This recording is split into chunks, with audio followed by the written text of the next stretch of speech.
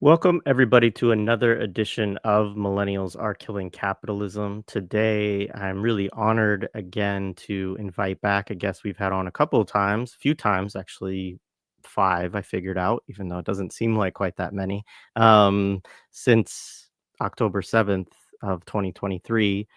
And we've created a playlist too, so people can check out those other conversations. I think that we'll be covering a lot of kind of similar themes, but there's a couple of really great lectures that Steve Salaita gave about 2 weeks ago in the US, one at Villanova and the other one at UMass Amherst. And we have links to both of the transcriptions or the his remarks, which are both on his website. Those are both in the show description, as well as a video of the lecture and the Q&A, which is also very good for the UMass Amherst discussion. And so definitely encourage people, if they haven't checked out that stuff, like read both in full, check out the video as well. The Q&A with Toussaint why am I Lozier, right? Toussaint Lozier, yeah, is really excellent. And yeah, so I'm just want to recommend that work. And obviously we'll be talking about these remarks, talking about, just I guess more general discussion as well, I'm sure, about Palestine, but also of course about the state of the United States empire and the kind of fate of the Western Academy, or what's going on within the Western Academy, and the kind of longer histories of these things, especially vis-a-vis Palestine, right? And the kind of response that anti-Zionist uh, professors, students, activists have long faced, that that these things are not new, but there is this particular character of them right now that we also want to be attentive to and talk about. So before I get started, of course, do all the things and like the video, share the video with others, share it afterwards too, and subscribe to the channel if you have not already. And good to see all of you in the chat already. And I should say, of course, let me properly introduce and just say that Steven Salaita is an award-winning scholar, writer, and activist. He is the author of 10 books, including his two most recent books, An Honest Living, a memoir of peculiar itineraries, and Daughter, Son, Assassin, which we were honored to host for him for a couple of discussions of both of those books last year as well, which you can also check out. But Steve, welcome to the show. Uh-oh, is your camera? Let's see. Oh, did he get frozen? We've been having some technical difficulties. So, oh, there we go. Yeah. All right, we're here. Good to see you. Yeah, it's good to be back. Thank you for having me. Absolutely. Yeah. And if just so folks know, um, Steve's been having some issue with his router and his internet connection. So if just pardon us on any technical difficulties that there may be. But hopefully we'll be able to get through a good conversation together. And all right. So let's just start with kind of giving you space to talk a little bit about these two pieces, kind of at a more, general level, in terms of the things that you wanted to address with them, and what was really on your mind coming to give these two lectures in the US at these universities, amid 18 months of genocide in Gaza, and amid all kinds of repression and yeah, everything that's kind of going on. Okay. Can you hear me okay? Okay. I apologize. I just a second ago kind of lost you while you were speaking. So I caught most of it. I think you had asked me to, my general impressions of what's been going on, and really to speak a little bit about the pieces that I had posted, a few weeks ago or in the past 2 weeks. Okay. Thanks. I'm sorry about that. And I apologize to anybody listening or watching. This is life in Cairo. S- you know, when I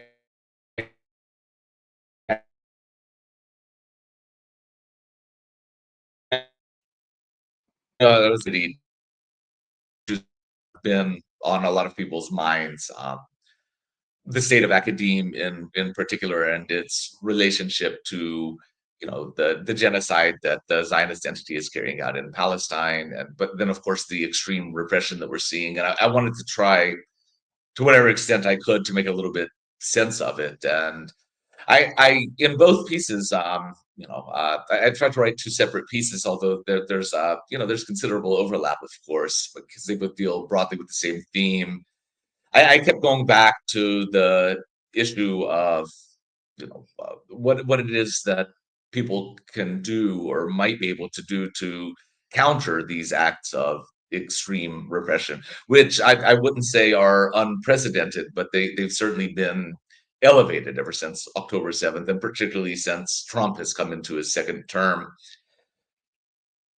And in those reflections, I really kept going back to this thought that a lot of people saw exactly what was coming in a broad sense, anyhow.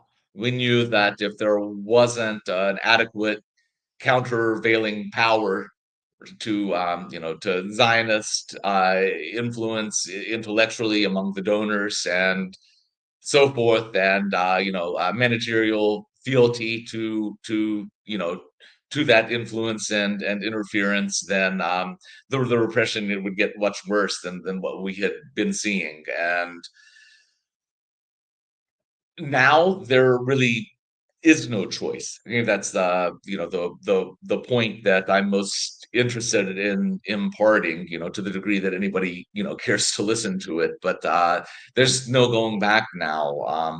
You either fully and firmly stand against what has been happening, not only certainly in Palestine, but among those around the world who are speaking in support of the lives and the future of Palestinians, or you have to give up the idea of these institutions altogether. There's really no middle ground left. Um, I think that it's very hard for me to picture at this point any good faith relationship that people of conscience can have with higher education institutions and a number of institutions more broadly, that had always sort of been positioned as places of civil liberties and open inquiry. And I think people's attitude towards the lionization of civil liberties and civil rights in general in the United States ought to be indelibly altered at this point.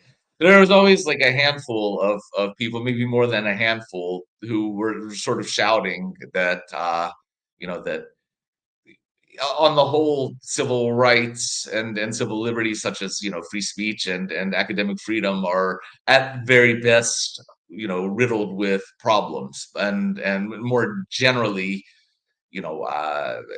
sort of pyrrhic institutions that we cannot rely on as any source of liberation. That just as they're bestowed by the state, or supposedly bestowed by the state, they can also be taken away by the state. I mean, there's an old piece. I taught it actually in a graduate course last semester here at AUC. I don't know if you remember the Tarzi, the lapsed blogger. I don't want to say he was just a blogger, but he had a blog that was both popular and controversial in leftist circles. Really, I think its heyday was about 10 years ago, maybe. But he wrote a piece about free speech. Well, he wrote a lot of pieces, but in this piece in particular that I'm citing, he calls free speech the magic paper theory.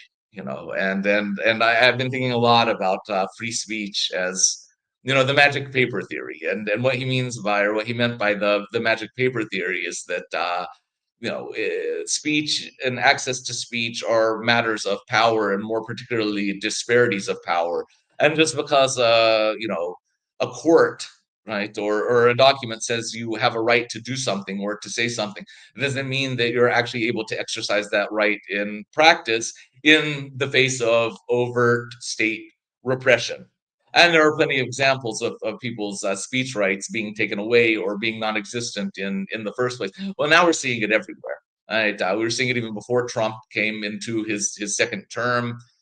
The encampments and everything else. And so I think we're having this moment where a lot of people are coming into a recognition, or should be coming into a recognition about the idea of a magic paper theory, that because they say that you have a free speech, you have a right to assembly, you have a right to this, you have a right to that. No, you don't. It turns out that you don't have a right to do anything but keep your mouth shut and support the genocide if you deign to open it. And that's kind of where we're at. I think what I'm sort of working through, what I'm trying to work through, in those papers, and then just more broadly, is what it means for us politically as as more and more people come into this recognition.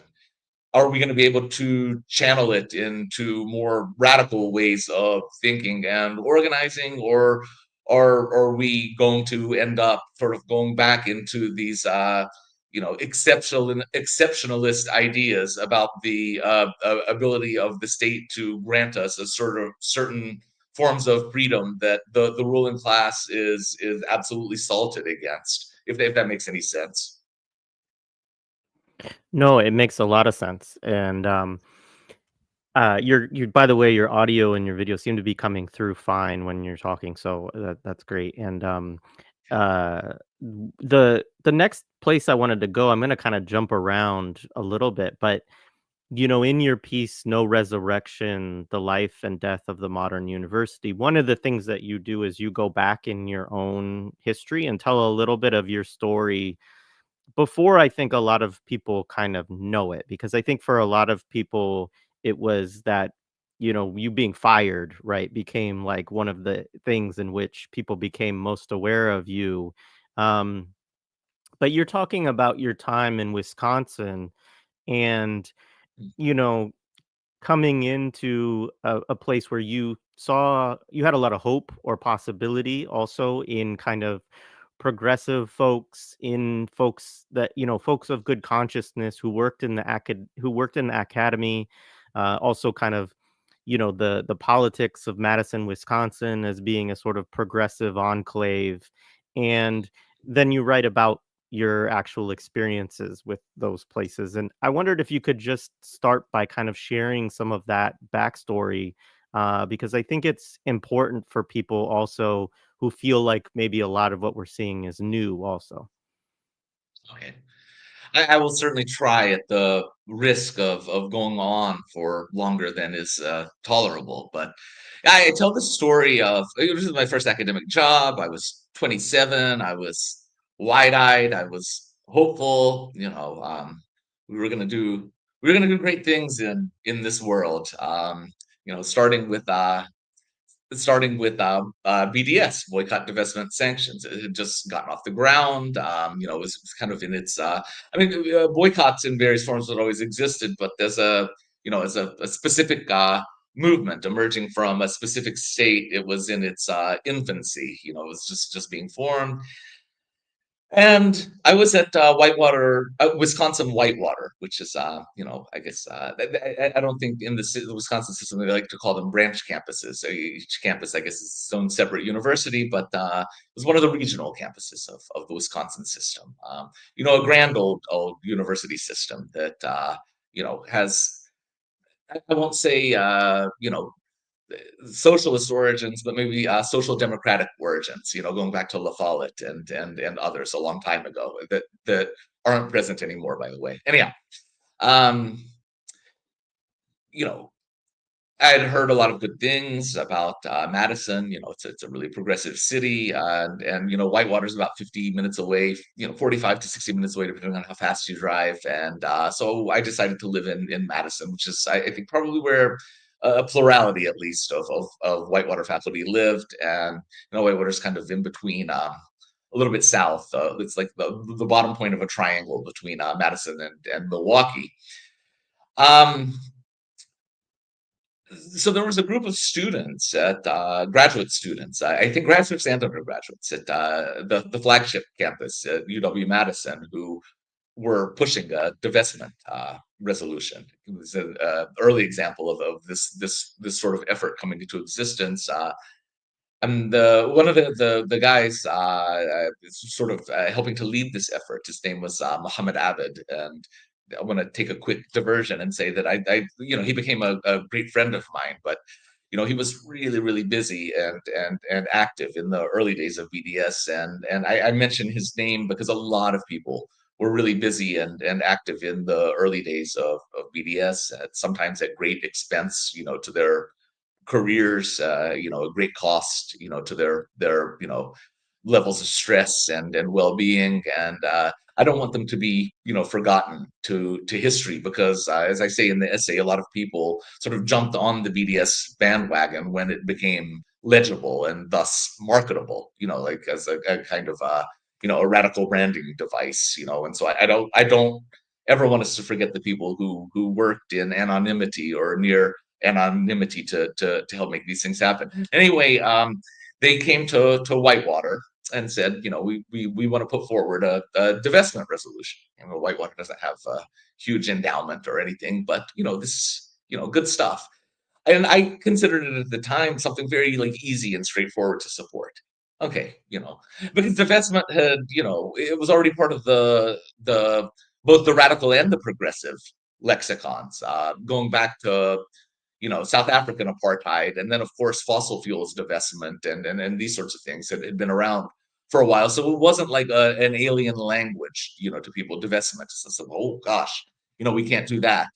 And that's the thing I always said about the opposition to BDS. It was evident from the beginning. It was never opposition to boycott itself that people opposed. Right? It was always boycott of Israel specifically that they opposed, because all kinds of boycotts that the liberals have jumped aboard, the progressives have jumped aboard, and then of course right wingers and reactionaries have jumped aboard as well. So it was never a question of boycotting; it was a question of what we were boycotting. But anyhow, and I'm sure all of my colleagues or most of my colleagues would absolutely support divestment in or would have supported divestment against apartheid South Africa, and divestment against, from fossil fuel companies and so forth. So we get it on the agenda for the next faculty senate meeting. I hear people talking about it, like, oh, did you hear that there's a divestment resolution? So I'm happy. I mean, it's like, okay, people are going to show up, great. And there's going to be open mic, so people can show up and give their feedback even if they're not senators. Great, show up, bunch of colleagues there, both from my department and the wider college, and okay, good, this thing has a chance. Muhammad and his colleagues made their presentation. It was a very good presentation. It wasn't rhetorically over the top. It was XYZ. This is why it's ethical to divest and why it's viable to divest. And I thought they made a very good case. And everybody ended up going to the microphone and opposing it. I was the only one among the faculty, the only one among the entire faculty who had showed up to support it. And I was devastated. And I feel like at the time I was a little bit ashamed of myself. Like, dude, I mean, you should have known better. You're gonna put your hope in these people. Like, how many times are you gonna be disappointed, Charlie Brown? Do you know what I mean? You're dealing with a bunch of fucking Lucy's, and this is not the first time that this has happened. So, but I don't know why I had expected it to be different. I think in part because in my mind the question of divestment was so tame and commonsensical that it's precisely the sort of thing that self-branded progressive or self-branded leftist faculty would support. These are people who opposed the invasion of Iraq. These are people who, were big into racial justice. You know the litany of issues. But as usual, that commitment to justice stopped at the doorstep of Palestine. right? And we've seen so many times how that commitment to justice stops at the doorstep of Palestine. And if I can editorialize for a second, it's always been my belief that if your commitment to justice stops at the doorstep of Palestine, then you don't have a commitment to justice at all. You have self-branding. You have a lot of hot air, but if it's not inclusive of Palestinian liberation, then in toto, it's useless as far as I'm concerned. Because if you're willing to abandon Palestinians, then you're certainly willing to abandon other oppressed communities, ethnic minority communities, national communities, whatever the case may be. We understand exactly where your political compass is. So that was, I don't know, that was, I wouldn't say it was an epiphany, but it was a wake up call. Maybe it made me realize that the terrain of academe, even in a super progressive place like Madison, was going to be maybe a lot more hostile than I had anticipated. And I went into the profession with what I would consider a healthy amount of skepticism, but it turns out that I wasn't skeptical enough. And I'll end by saying that this is some variation, or I've seen some variation of that event, happen dozens and dozens of times in subsequent years, extending all the way into the present. Not exactly the same, but the same idea that my commitment to justice and my devotion to leftist principles and X, Y, and Z aren't inclusive of Palestine, or if they're inclusive of Palestine, it's only in a very limited sense that I can position Palestinians as some kind of disembodied virtuous victim, and doesn't include like legitimate or real engagement with the principles of Palestinian resistance and the principles of Palestinian decolonization, and so forth. So yeah, it was a heavy moment. It's something that unfortunately wasn't a one-off. No, right on. I appreciate that, and I also appreciated in watching the UMass Amherst lecture too, that you made sure to talk a little bit about the Palestinian resistance in that context as well, because it's so often in academic discussions around Palestine that that is just totally evacuated from the conversation. It's basically a red line that can't be crossed to even sort of mention it unless it's. I mean, I was talking to Lara Shihai a little bit too. I mean, even in the podcast realm now, they're sending around these like terms of service and things like this that tell us you can only use neutral or condemnatory language when discussing armed resistance groups, is basically the language that they use. And I mean, yeah, anyways, I mean, it's a whole world, but I appreciated that. And yeah, as somebody said, they always brush it off as a purity test too. And this reminds me of, I caught some flack this past week for, I quote tweeted a new AOC ad where she talks about we don't need any purity tests, because it was quite obvious to me what the purity test was with regard to AOC. It's U.S. imperialism, it's Palestine, right? These are the things that she's always very wishy-washy on and doesn't take a hard, or not even a hard, but a clear position on these issues. She, votes one side one time, abstains another time, votes the other side another time, and a whole bunch of people got really pissed at me online for saying this. And I was kind of like, it was frustrating to me because I was like, really, are we still in this position where, after everything? And I think this actually relates to a lot of the phenomena you're talking about in the piece, that 18 months into this, that we could still be having that kind of conversation about, Palestine as a purity test, or as a single issue, or as if you're getting hung up about that, then you're not serious. I mean, one of the comments people said to me was actually that I was allergic to power Power. and something. There was another term. It was almost like they had all read the same book on like ultra leftists or something like that, and that I was allergic to, I don't, it was power and something, but yes, anyway, uh so there's another section. I just want to read a little bit of this piece here. So you say, I scan an industry whose tenured stratum appears to fit the part: fashionably shabby or slickly stylish clothes, transgressive vocabularies, vintage glasses, smirks, tattoos, incredible credentials, lots of rebelliousness in its features. But take a closer look. They always go back to the Democrats. They always disavow violence. They always caution pragmatism. They always soft sell US sponsored coups and counter revolutions. In other words, they always end up standing for the flag. I can sense a lot of inner monologues right now about exceptions, personal or otherwise. Yes, of course, I agree. There are many exceptions. Remember, though, an exception by definition contravenes the norm. We can allow, or we can acknowledge the exceptions. We can celebrate them even, but ultimately we have to deal with the norm. The terrible situation now facing higher education wouldn't exist if the exceptions were significant enough to become unexceptionable. Yeah, I mean, I really appreciated that. I thought you're touching on something important. So maybe talk a little bit more about this norm. I mean, what is the, one of the things you're talking about in this is sort of why you think that the Western Academy is sort of done for in a lot of ways. And you're of course saying that that's because of what is normalized within it, I think largely. Yeah. Yeah.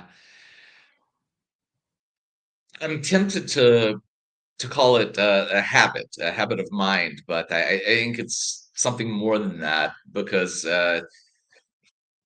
I would say that it's a long and intense process of socialization into a certain type of common wisdom. You have to remember that people who become academics, particularly academics with let's say professors with with good solid tenured gigs or tenure track gigs in research universities or elite private universities.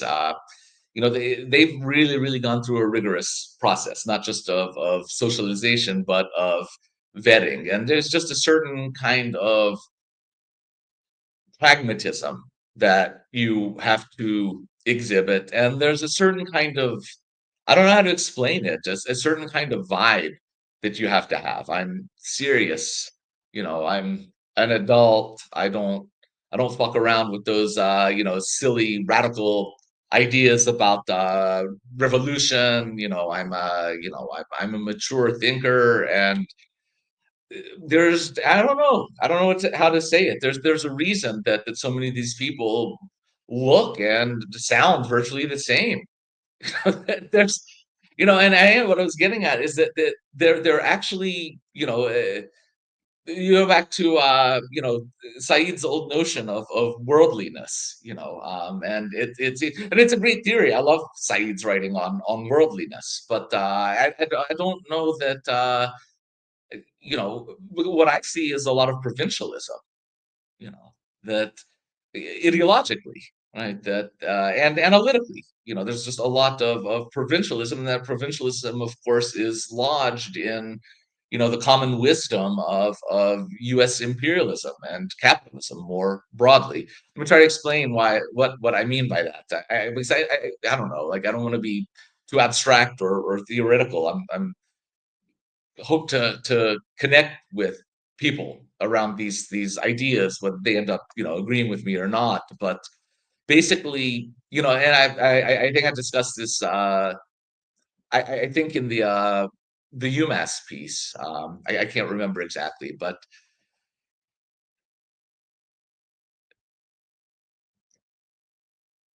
we understand that violent resistance to colonization, or what's called violent resistance to colonization, because it goes beyond guns and rockets, right? Children throwing rocks is conceptualized in a lot of places as violence. All right.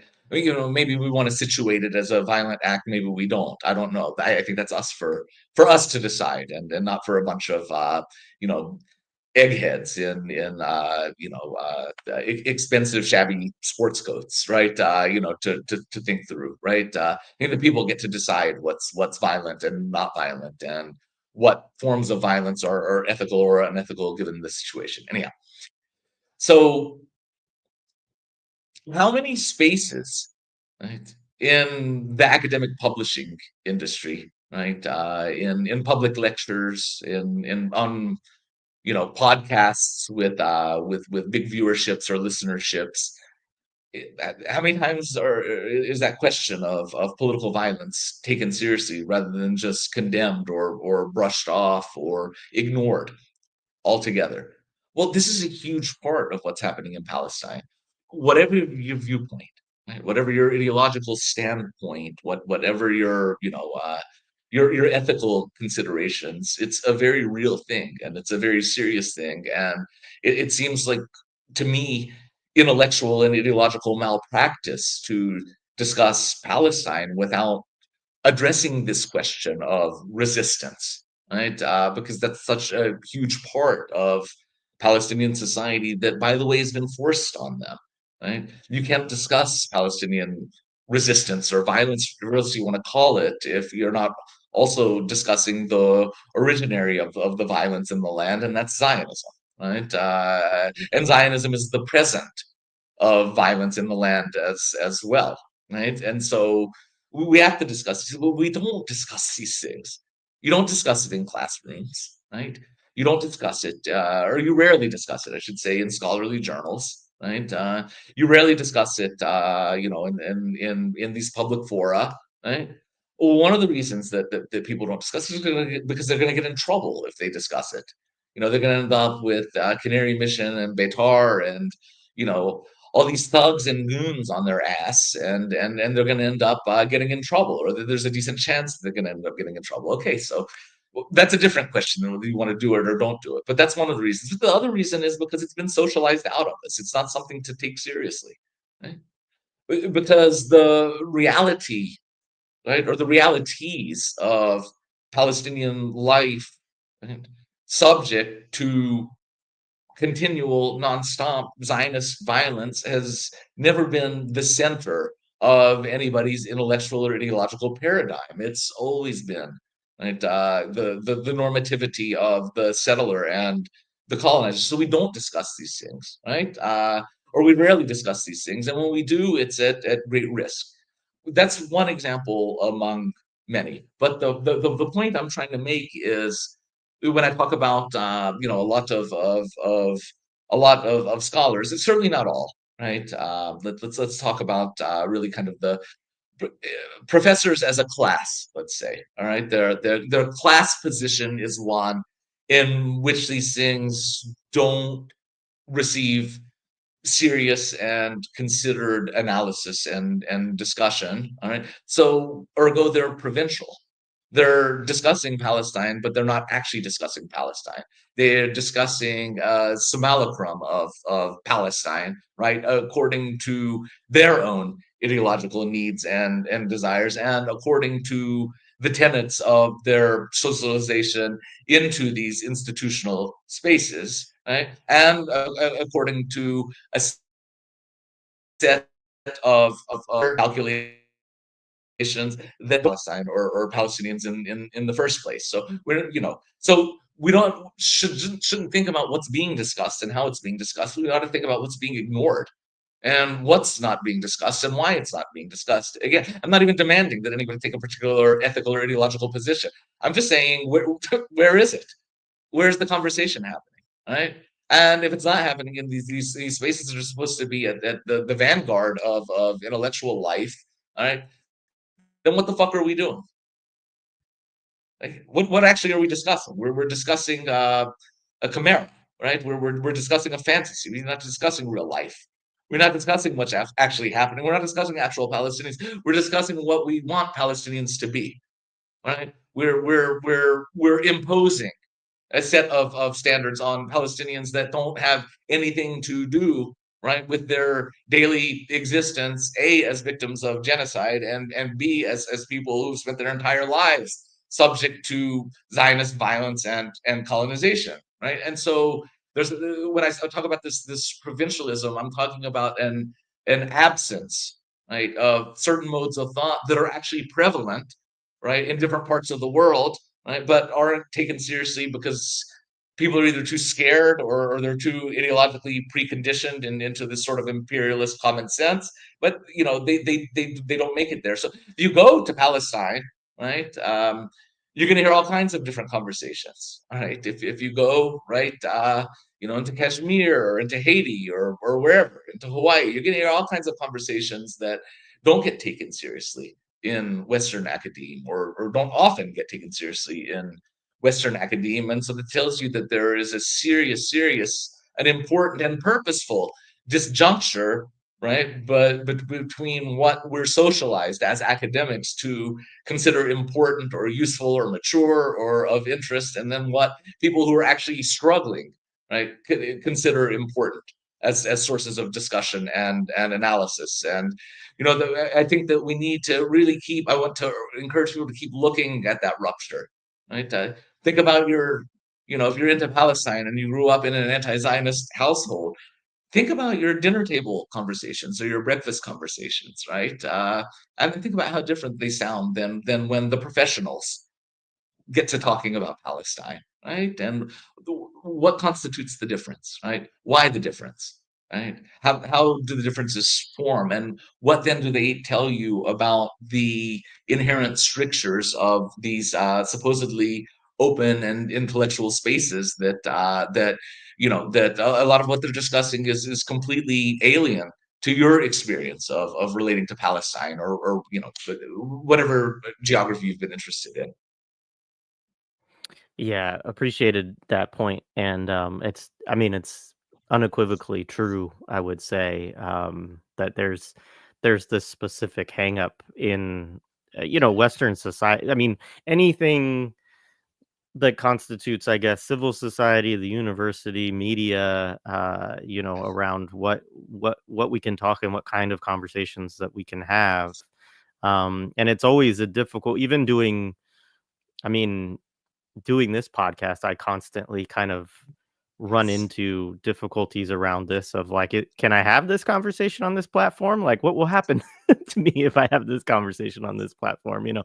And yeah, no, it's absolutely right. And there's one, as you were talking, it brought to mind a quote from Russell Maroon Shoatz, uh, which Kanya de Almeida, I hope I pronounced her name correctly, who's the co-author of his memoir that came out last year, the late great Russell Maroon Shoatz. And he said she kept questioning him about violence and about like what did you think you would achieve through this, and what why was this the solution, kind of thing. And he said, you still don't get it, do you?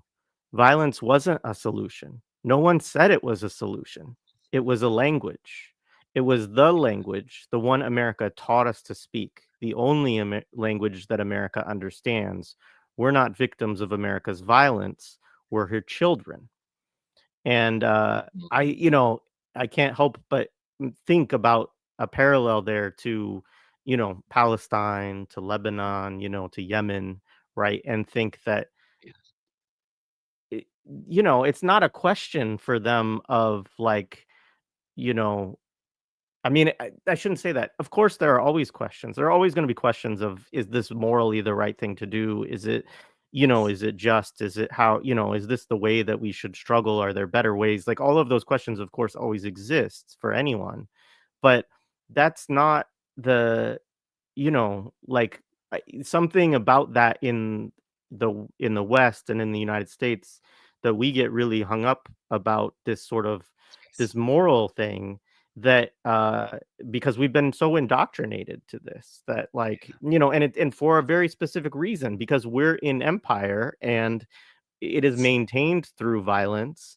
And the the question becomes like, they don't want you to learn about how you might be able to change that.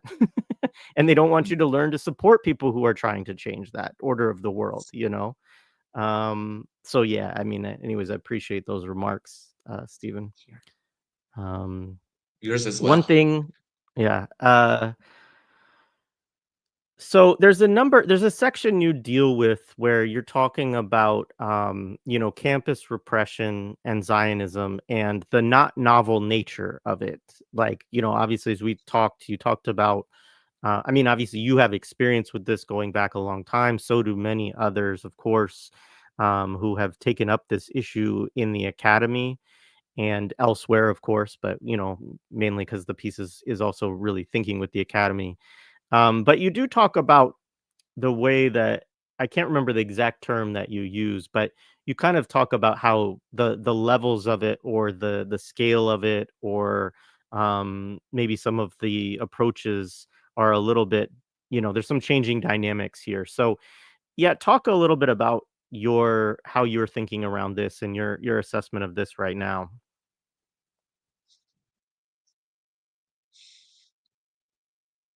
It reminds me a little bit of, I'm old enough to remember firsthand of 9/11, and there was this idea that circulated that this is like kind of the originary point where Arabs and Muslims start being heavily stereotyped and monitored, and it's like, no, that's when it was like sort of codified and intensified. But they had been, I mean, I think it was in the early 80s that Said published Covering Islam, so and a lot of people had discuss racism and stereotyping and Orientalism or whatever else.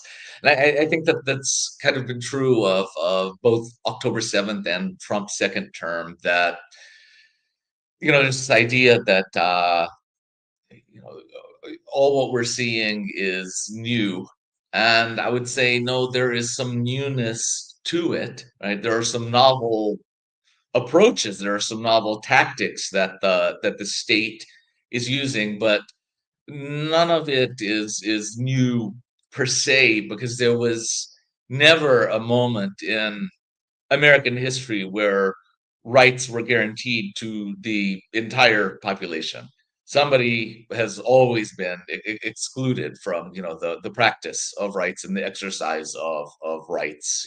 We had I mean, shit, just in Ferguson not too long ago, like, people were getting killed, by the state for protesting in injustice, and violence against Black communities is still endemic, and so, like, you know, I mean, they shot Fred Hampton in his bed,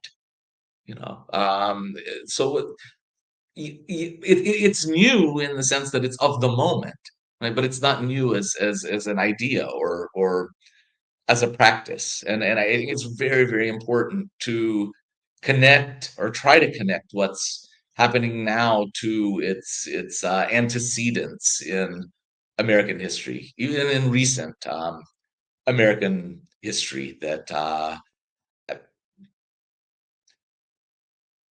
Zionist agitators and Zionist goons have always, right, ever since they became active in the 1960s, they have always gotten away with precisely what they were allowed to get away with.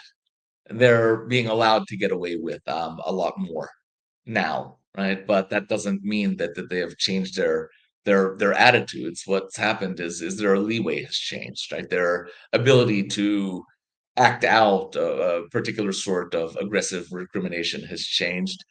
But I think it's something of a mistake, and I don't know how well formed the thought is, and I get that some, if not many people, might disagree with me. But I'll throw it out there anyway. My sense is that it's maybe a mistake to reduce the extreme repression that we're seeing on campus simply to Zionism, or to say that it's simply happening on behalf of Israel, on behalf of the Zionist entity. And let me try my best to explain what I mean by that. That I say somewhere in one of the pieces that it's the repression is the deepest expression of managerial desire. That there's always a current moving in this direction, and they're doing it on behalf of Zionists, of whom many are themselves, right? And then they're doing it on behalf of Israel. There's no doubt about it. But they're also kind of riding the current, or they're taking advantage of the opportunity that's being offered to them. And many things can provide that kind of opportunity to become more draconian and to become more repressive, and to reinforce their power and influence, as a class, right? As a particular economic class within the university, and then in the wider society, that again, don't think of campuses as these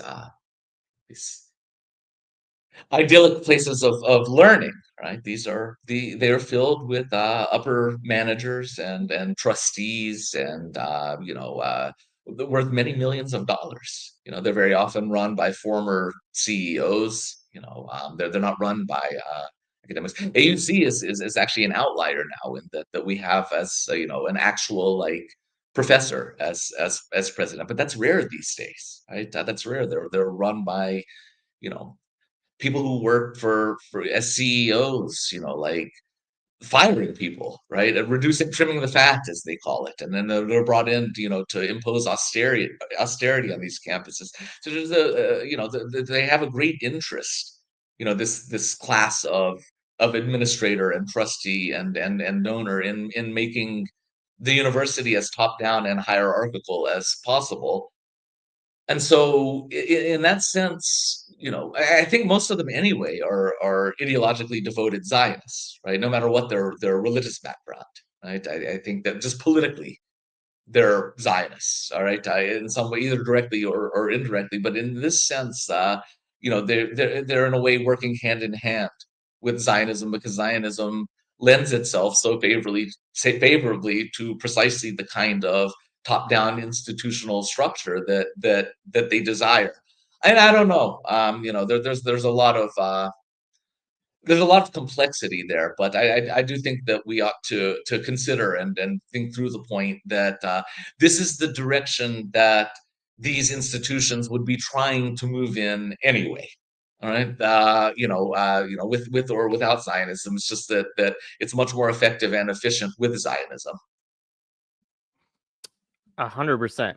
Yeah, I mean, I have people in my life close to me that work in these places too, and you know, it was quite clear at a number of universities that they were, there's been these discussions of fiscal crises, and I mean, there's been a lot of work to prepare for Mhm. austerity and attacking, Yes. on, and it's a very convenient mechanism to Yes. accelerate this with less resistance from a lot of folks, because I think of what you're also laying out in terms of the kind of maybe implicit Zionism, but also the obsequious, or the kind of Yeah. this this desire of people. I would even say, like, it's always dangerous when your job is something that gets classified as a professional, because the whole logic and ideology we have in the West around professionalism, is one of sort of, you know, the good boy who follows orders and does what, he's supposed to, and so, yeah. Um, I wanna and maybe this actually is a good bridge, because I'm shifting a little bit to the other piece, and I'll kind of jump back and forth. But you said, when my academic career first went to hell, my son was a toddler, and I usually considered the implications in terms of his future. I wrote a lot about my obligations as a father in relation to the ethics I wanted to uphold as a professional. I hated that the two concerns, professional security and ethical praxis, seemed to be in fundamental conflict. I wanted them to be coterminous, but that's not how the capitalist regime of the United States is organized. Serving the interests of the dispossessed necessarily subjects one to dispossession. There's no getting around it. It's one it's one way among many that the ruling class so effectively coerces obedience. So yeah, I don't know if you want to say more about this, but it seems to me to be a really accurate statement. Mm. Well, thank you. I guess people's mileage will vary depending on what kinds of experiences they've had as professionals or as so-called professionals. But certainly it's been my experience, and I really I wanted to think along, or think through the question of sort of what it means or what you have to do to maintain a career. I mean, I encounter this all the time. I don't know. Let me just go stream of consciousness here for a second. Like when like those supposedly like socialist, emphasis on supposedly, politicians, do something that actual socialists find objectionable. AOC has done it a bunch of times. Bernie Sanders has done it a bunch of times. Like, all of them do it, sooner or later. And the defense always is, right? Well, there are lots of defenses, but I think the most consistent one that I encounter is that, well, they have to do that in order to get elected, or they have to do that in order to keep their job, or they have to do that in order to stay out of trouble. And we see that when like a celebrity, like, tweets free Palestine or whatever, right? And then they backtrack and everybody apologizes for it and says, well, they're going to lose their, they're going to lose their career. They're going to do this, X, Y, you all know what I'm talking about. Well, It just okay. happened yesterday with Kneecap, the Irish Republican rap group. They just put out a statement condemning armed resistance yesterday. I saw that. Yeah. And so, I mean, it's certainly not as egregious as that Mark Ruffalo. But anyhow, that dude gets under my skin. It's like, just fucking quit talking about Palestine already. If you're gonna end up apologizing every single time, just fucking move on to the Free Tibet movement and leave us the fuck alone. Like, we're tired of this routine with you, dude. Like, just stop. You're not helping anything. Anyway, okay. Okay, it's true. It's objectively true, if such a thing as objectivity exists for any philosophers out there watching who are scolding me right now. All right, it's true. It's observably true that yes, it's better for their careers. Right? It's better for their election chances. If they fall in line every now and again. Like, nobody's arguing that. That's not like, it's not like some fucking epiphany. Like, oh wow, what a discovery you made. Like, get sort of some real deep thinking there, dude. Like, it's gonna help them get elected. Like, oh, who would have thunk it? Of course it is. That's not the question. That's not what we should be thinking about. What we should be thinking about is, why should we prioritize their political career, right, over the people, the well-being of the people that we expect them to defend? That's the question we need to be thinking about. Why is AOC's aspiration, apparently, supposedly, to become a senator or one day even president, why is that more important than the people in the Gaza Strip? What about their well-being? Why are we prioritizing, right, the well-being or the succor of the professional, right? Based on like this particular like pragmatic logic, right, over the well-being of the people who are being thrown under the bus. And that's the same kind of question that I've really contended with, because I've heard so many times, over the years, just keep your mouth shut, don't say anything. You don't want to lose this job, or you don't want X, Y, or Z to happen. And well, I do think that we all ought to think carefully about when we want to speak, how we want to speak, based precisely, based predominantly on the consequences we're able and willing to suffer. So like with like Mark Ruffalo or whatever, a celebrity, just don't speak. If you're not prepared for the consequences, then just keep your mouth shut. You know, this is not a game for people, because there are people who are speaking and making themselves vulnerable, right? And when you abandon them, or when you disavow their position, right, you make them even more vulnerable than they were already, right? And so why should your safety, and comfort be prioritized over the vulnerability that you are helping to feed into. And that's what I think about when people, caution me, pragmatically. Well, of course I'm being pragmatic. I think about shit. Maybe maybe that's the problem. Maybe I should stop. But no, I'm always thinking about, like my son. He's a big kid now, but he's still my baby boy. I always think about his well-being. My wife, my friends, my family, myself. Man, I don't want to sit. I don't want to sit in a fucking prison. Do you know what I mean? I don't want to get fired again. But I also understand that if you're going to do this kind of work, you do it right, or as well as best you can. Right, it's not always going to be right, but you do it as best you can, understanding what the potential consequences are, or you think through the consequences and you decide maybe now is not the time for me to do it because I'm unable to do it right, or I'm unable to do it as best I can. And I think the binary that I sort of explore, I think in the UMass piece is that okay, I could conform and I could be obsequious in order to make my career safer, right? Because that's a calculation that we're all faced with in some way or another, certainly in the professions, right? But even in a lot of so-called working class jobs, that's the case too. But does that mean that I'm helping to create a situation in which other people's children are less safe and more precarious, and do I want to be complicit in that?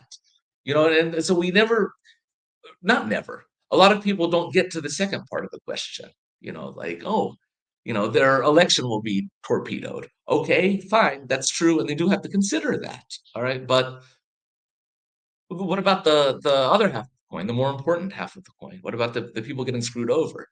And so when your pragmatic advice is to just shut up and go along to get along and to do what management tells you to do and conform to the dictates of the corporate university, okay, fine, I understand that. You have a family to feed, right? It's a famous, I guess, a line made most famous by Latrell Sprewell. But yeah, you've got a family to feed. You got X, Y, and Z to do. You have obligations, responsibilities. All of that is true, and we should always consider these things. But at the same time, is my response to that to create precisely that kind of insecurity and precarity for other human beings, right, and other human beings children, and we have to think, I think, we have to think more dialectically about the relationship between our pragmatic choices, or our supposedly pragmatic choices, and then there are consequences, seen or unseen, for other people. And then this is really there are a set of consequences, to conformity. There are there's a sort of a subsequent chain of events that happens, maybe outside of your field of vision, but that doesn't mean that you shouldn't think about it. Absolutely right. Yeah, no, I totally agree. And I just wanted to shout out, first of all, thank you, Workshops for Gaza, for everything that you do. Amazing, Yes. amazing work. And I hope people follow their work and support them and go get some workshops that also support people in Gaza. And yeah, just shout out to you. Want to barge in real quick. Sorry, Jared. Sorry, and No, just go ahead. say, just add to that really quick that yeah, they're doing fantastic work, and don't give, I'm speaking to the academics here, grad students, don't give your money to MLA, and then these other very expensive scholarly organizations. Workshops for Gaza has a way where you can donate, the money to people in Gaza instead. So think about where you're spending your money, and prioritize groups like Workshop for Gaza rather than the professional associations that are really doing nothing for anybody. Sorry, go ahead. No, right on. I appreciate that added point too. All right, so I'm going to go to this comment you brought up a few times. Just read this. Remember, search for possibility at the point of occlusion. there's always the point at which it promises to be that's always the point at which it promises to be disruptive. What's practical and realistic according to the ruling class depends entirely on our immiseration. Possibility and impossibility are actually synonymous. So just unpack that for us a little bit. Yeah, I'll try. This came up, in the I remember in the Q&A with Toussaint, and I think it led to a pretty interesting conversation. I wish I could just repeat what I said then. I think maybe it was more clearer than I'm probably able to be now. But basically,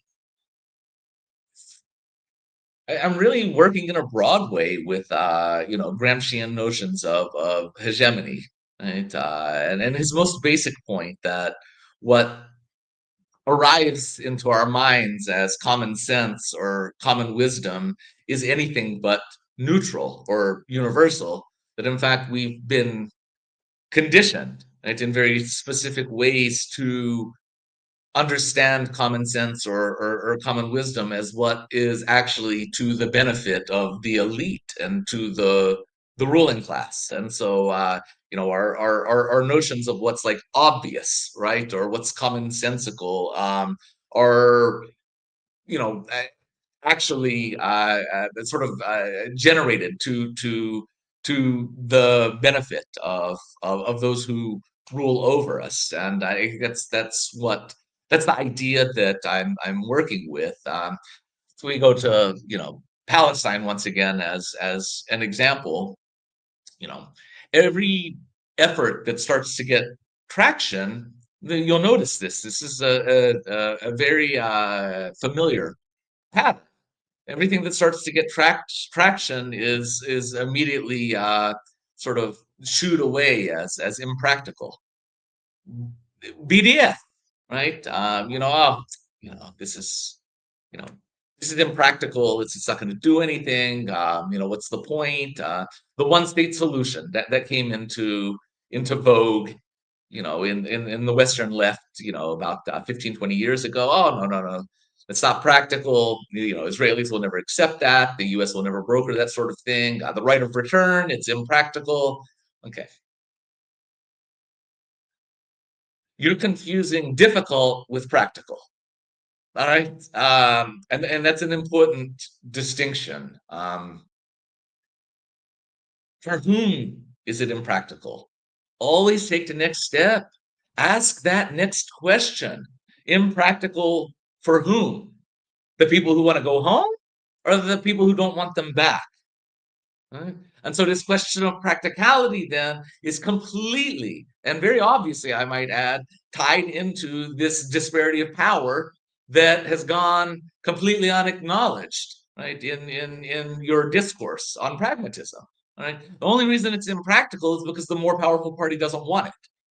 It's not morally impractical. It's not ethically impractical, right? It's not logistically impractical.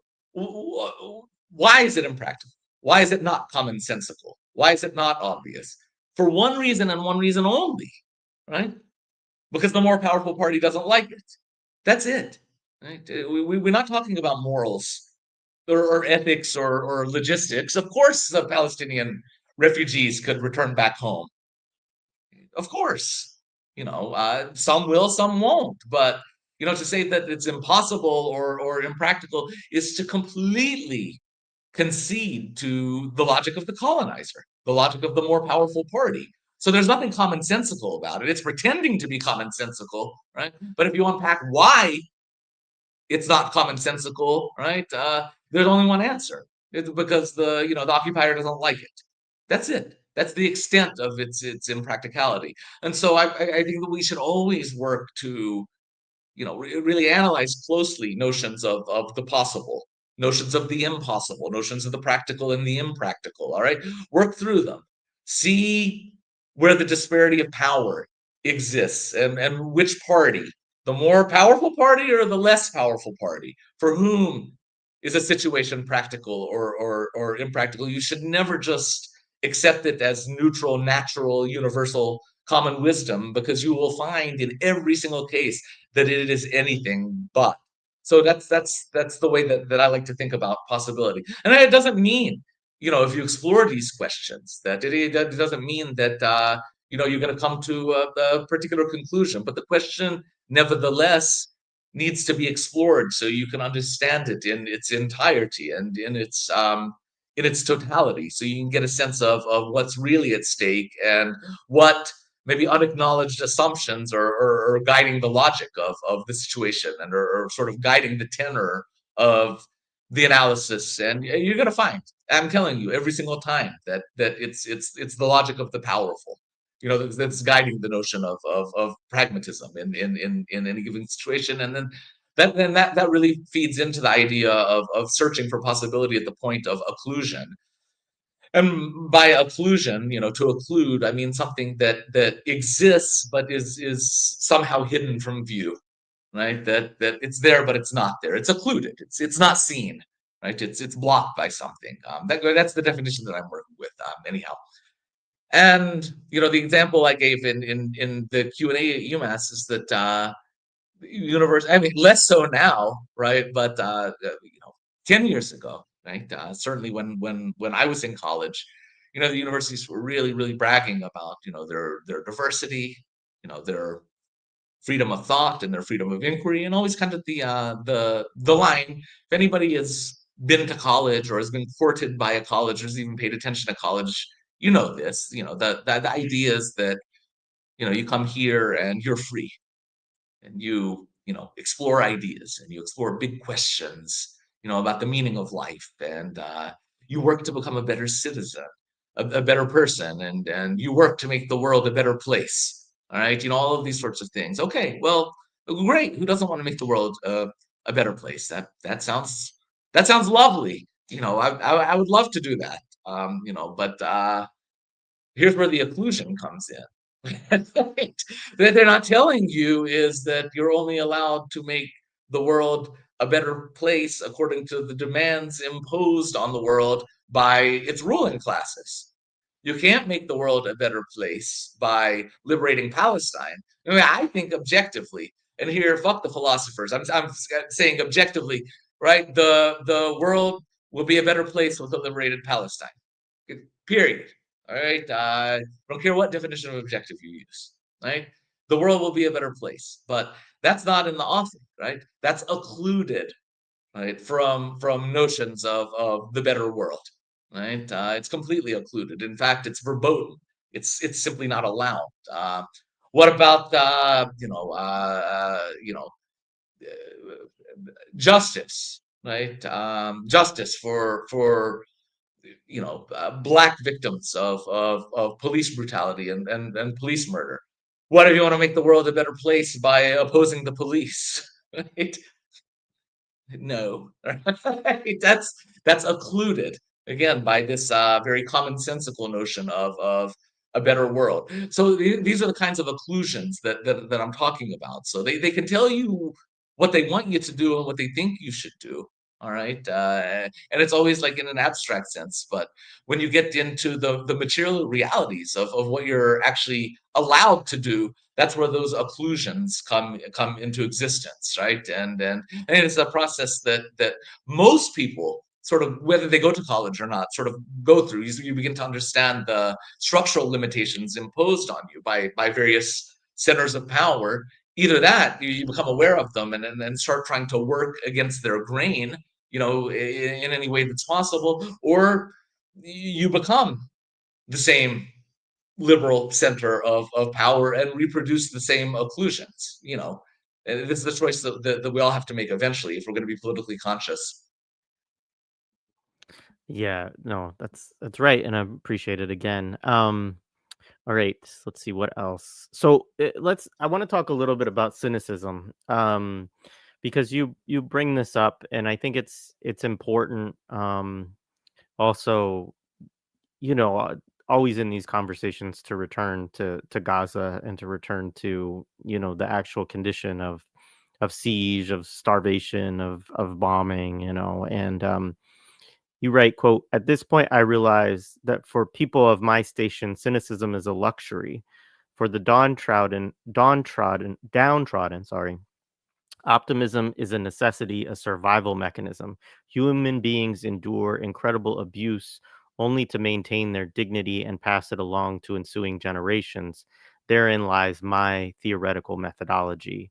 Um, and Yeah, I mean, I bring this up because I think that, again, I mentioned this to Lara Shiha yesterday as well, but there is I think a cynicism or a defeatism that is very natural for people to start to feel also in times like this. Like, I don't think that um, people should feel bad that those feelings creep in. Like it's quite natural, I think, to be made to feel cynical right now, to feel like, we can't do anything. That, but that is, as you point out, a luxury. If we were in a different situation, in a different place of the world, um, being cynical would not it certainly wouldn't do us any good, right? And it certainly doesn't present any possibility for a lot of people. They have to figure out, what am I going to do today to get water, or to, try to sift some rice that has bugs in it, or sorry, flour that has bugs in it, and so just talk a little bit about that for you right now. Hmm. I'll try. Thank you. Just I you know, I'm using optimism and cynicism in very basic ways, just to clarify. I think cynicism I'm kind of using as somewhat synonymous with nihilism. Just throwing your hands up and saying, "What's the point?" All of this is useless. Nothing's ever going to happen. And optimism, I'm kind of using as maybe synonymous with keeping at it. With steadfastness, I guess, in a sense, which is a word that resonates powerfully in the Palestinian tradition. So, having said that, I guess I'm giving myself a pep talk, and in doing so, trying to give the same pep talk to others, and I hope they don't find it too annoying, or too patronizing, or off-putting. I'm really trying to you know to speak in connection with other people, and trying to give whatever energy that I possess, and to accept some of their good energy in return, because it's extremely difficult to look at the state of the world today, and see much hope for a positive future, or even for survival of the planet. Right, it feels like the fascists keep winning. Right, just the I mean, Nazism certainly never went away, but the way that it has been normalized and justified, and has reemerged so strongly in people's political attitudes and in the discourse is terrifying. I know you have kids, Jared, and like that entire like social media industry, that kids and teenagers watch is just almost exclusively littered with reactionary bullshit, right? And that terrifies me. So kids are learning, from these supposedly neutral producers, are learning a version of common wisdom that's fundamentally Nazi in its nature, or in its ideology. And so you kind of look around and you say, "Man, we're screwed." Like there's, and then the state of the left in various Western countries is, I don't know. It's just not good. It's just not good. It's the aspects of it that are effective are being repressed with brute force. It's just a very ugly moment. And then the state of various leftist movements in the global south, they're up and running in some places.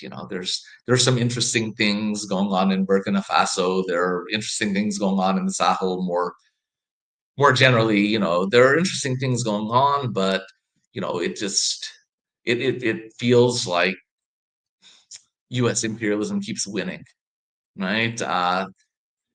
So all of this is to say that I guess this is kind of the the maybe the sense of impending doom that or current doom that so many people are experiencing, that it's not just in their imagination. I guess I want to affirm to people, right? It's not just in your imagination. Bad things are happening.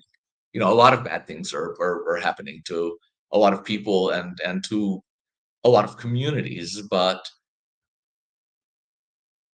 for whatever it's worth, um, I believe that it's important, to deeply important, to claim those feelings and to try to make sense of those feelings, and to think with and through those feelings, because there's a politics to them, right? And you might not recognize the politics that exists in those feelings, and I would add that it's a productive politics. It's fundamentally a politics of community. It's a politics that is going to impel you to seek out people of like mind, and people of compassion that you can make connections with, and these are the bases for this is always the beginning of effective of political organizing. Is making these connections, seeking those connections, and then eventually making them. And the way that I put it in the, this is a part of the piece, if I'm allowed to say, that I was happiest about, because I kind of, it's one of those things where I talk myself through an epiphany out loud. And I know that kind of writing annoys people sometimes, but I like that kind of writing where the writer sort of walks me through an epiphany. And the epiphany that I walked myself through was that, well, they're enduring because they have to endure. But what happens if they win? If the Palestinians win, if the Haitians win, if the working class wins, the world becomes a much better place, right? It becomes a much better place, objectively or subjectively, right? And so that alone is a reason to endure, right? And it's not to not give up in the face of so much so much hardship, and so much sadness, and so much countervailing power that we have to endure, right? They're enduring to survive, right? They're enduring to make themselves free, right? We shouldn't put the burden on anybody who's oppressed to endure on behalf of anybody else. They need to endure, right, to survive first and foremost. But in their endurance, right, they're doing things. They're creating the potential, right, for a better world for all, and that's why we endure, right? The way I put it, we endure for others so that others may endure for us, and it becomes a mutually constitutive thing. That certainly I'm in a much better position, economically, etc., politically, than somebody in Gaza, right? And so why shouldn't I endure, on that person's behalf? Why should I sacrifice that person to the gods of pragmatism? All right, why? I have some kind of obligation, just as a human being, you know, to endure on behalf of those who are suffering more than I am, and that's kind of the way that I'm thinking about cynicism. I'm not going to condemn anybody for being depressed, or for giving up, or thinking that they've given up. And there's a difference between giving up and thinking they've given up, by the way. Sometimes when you profess to having given up, that you haven't actually done it, and you'll find that there's some fight still left there to evoke. But no, we have to whatever your state of mind, right? Don't run away from it. Right? Think through it and see what kind of political use you can make, out of whatever it is that you're experiencing in the moment, and you'll find that maybe in the end giving up is actually the more difficult option than continuing on with the struggle. Yeah, yeah. I mean, I think it certainly is or should feel harder to live with ourselves, I think, if we just give up or give in. Let's see. So, all right, I'm going to read another section. So now as the Zionist entity continues to triumphantly steal land and terrorize its neighbors, and as universities have become open participants in this terrorization, our options appear to be twofold: speak up and risk being neutralized, or pretend that higher education will course correct because it is inherently virtuous. The second option no longer exists. It never did, to be clear. The virtues of higher education were always tethered to capital accumulation. I'm speaking in a more literal sense. It's too late for nostalgia or romanticism. The university can no longer pretend to be a benighted site of inquiry and erudition, some peaceful, hermetic landscape outside of the real world. It killed its own mythology, and it's not getting resurrected. Um, great paragraphs. I mean, so much good writing here, Stephen. Thank you. So yeah, so that this is speaking to the. I mean, for one, you're talking about the kind of fate of the university here. But you're also talking at the same time about our options, or in some ways, our lack of options, to speak up and face neutralization. So, um, yeah, say a little bit more about this. Yeah. I'm happy to report that I read that out loud that at Villanova, and it was a small audience, but a lively audience. We were in a classroom. It felt like a classroom, and when I said Academe will course correct because it's inherently virtuous, everybody laughed. So I was like, okay, so everybody's on the same wavelength here, and I'm glad that more and more people are dropping the idea of an inherently virtuous system of higher education, or dropping the notion that education like makes you like a more moral or a better or a more conscientious person. There's plenty of evidence that suggests the opposite, in fact. But you know, I guess I'm like many before me, maybe cautioning against some of the dangers of nostalgia, and the way that political nostalgia can move us on to back to territory that wasn't very fruitful to begin with. Right? So in the case of you know Academe, Western Academe, instead of saying, "Oh, we used to be great, but now it's a mess. Now it's not fulfilling its promise. Now it's abandoning its democratic principles." Maybe it's better to look at the ways in which these institutions were never democratic, right? And then sort of work from that point of view, rather than the nostalgia of like a lost utopia. That depending on who you were or how you were identified, it was never a welcoming space. It certainly was never a welcoming space for Black students or faculty, and it's still not. It was for a very long time. It was a formally unwelcoming space for Jewish students. It's been an unwelcome space for Palestinian and Arab and Muslim students for quite a while. Yeah, on and on and on. I guess what I'm saying is something gets lost in a kind of knowledge gets lost in that nostalgia that ill prepares us for thinking about what any possible future of a university might be. another one of the questions that I was exploring is, like sort of inherent to notions of resurrection, right? And I gave the talk an Easter theme. I wanted to honor my hosts at Villanova, and throw a little religion in there.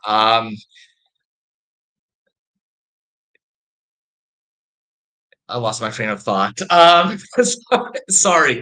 That we have to think about what's worth resurrecting and what's best off left dead. And I think with U.S. Academe, we don't want to resurrect it. Right? At this point, it's killing itself off. You know, let it finish the job and see if we can help build something or renew something from the ground up without all of this nostalgia, right, about democratic spaces that never reflected material reality and create a material reality that's actually inclusive and democratic and that practices academic freedom and that allows for open inquiry and debate and so forth and so on. Because in this iteration of the university, it's not happening, right?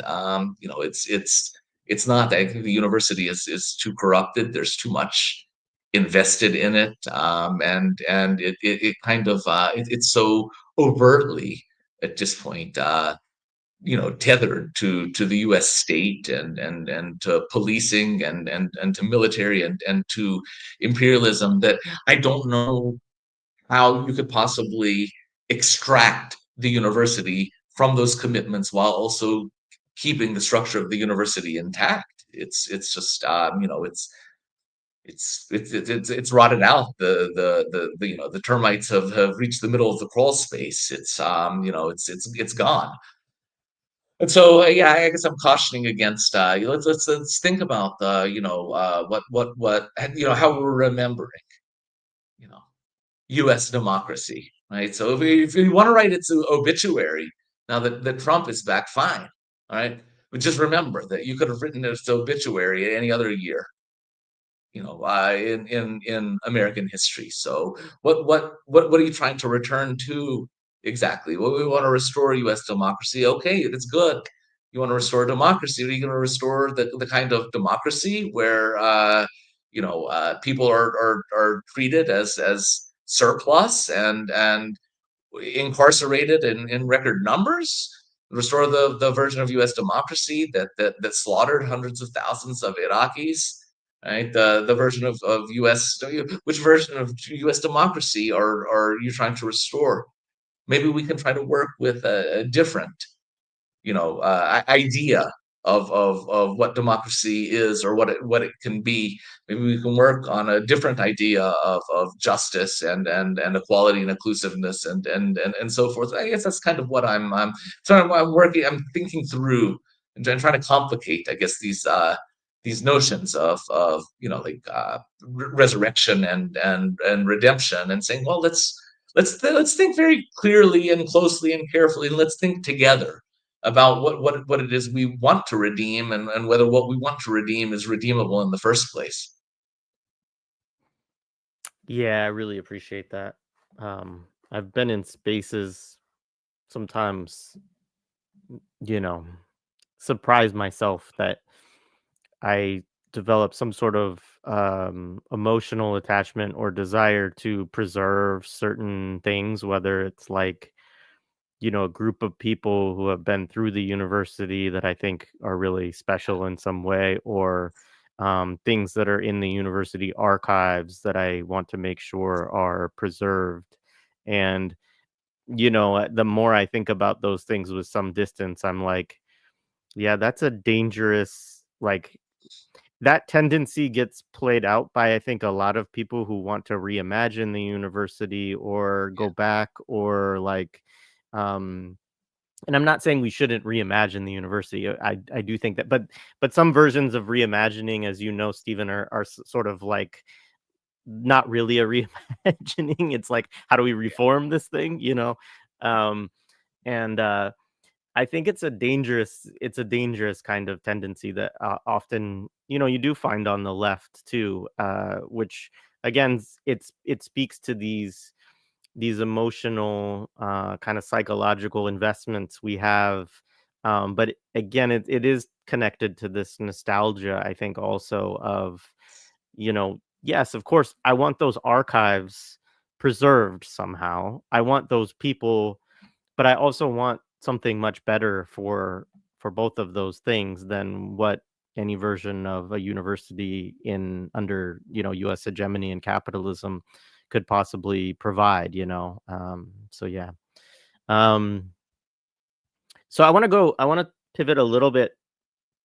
We're starting to wind down, and if people have questions, I'll try to catch them in the chat. Although there's a lot going on in the chat, so it's hard to keep track of everything. But I appreciate all the engagement nonetheless.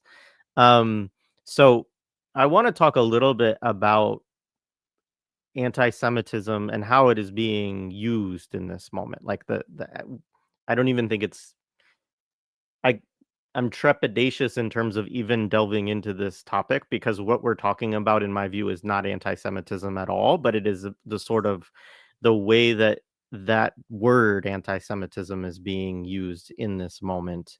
Um, and so you write, quote, "It used to be that anti-Semitism was conflated. Sorry, the anti-Zionism was conflated with anti-Semitism to create a pretext for recrimination.